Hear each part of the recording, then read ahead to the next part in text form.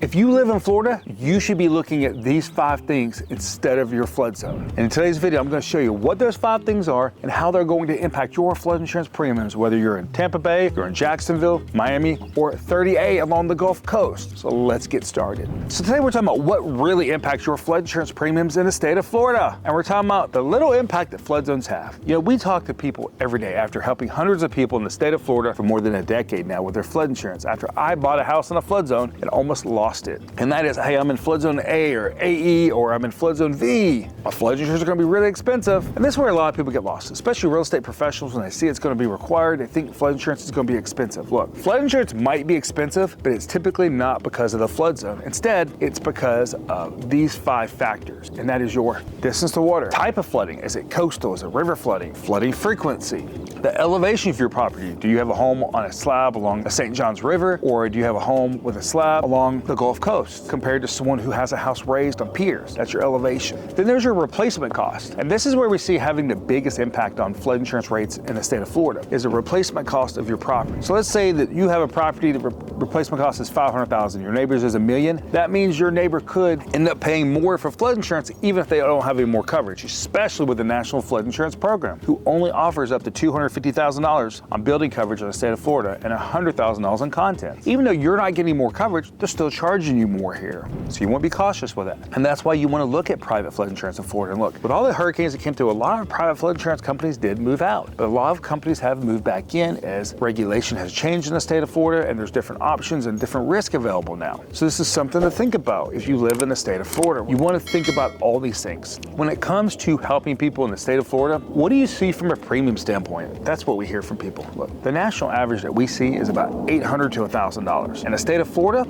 after helping hundreds of people, we see this average being closer between $1,200 and $1,500 a year, depending on your risk. Is Florida higher than the national average? Yes, of course it is, because it's along these coastal areas. Probably more expensive homes, replacement costs, like we talked about earlier. So if you're not in that $1,200 or $1,500 range, in the description of this video, make sure to download our guide to Florida flood insurance and take the next steps of protecting your property. Maybe you are overpaying and it's investment property and it's killing your profits, or maybe you're a homeowner in Florida and you're overpaying and it's killing your mortgage. Then it's 3 simple steps. Step 1, fill out the form on our website. Step 2, connect with myself or one of our flood risk advisors. Step 3, finalize your flood insurance policy. It's that simple. I'm Chris with the Flood Insurance Guru, and I want to say thank you for watching today's video.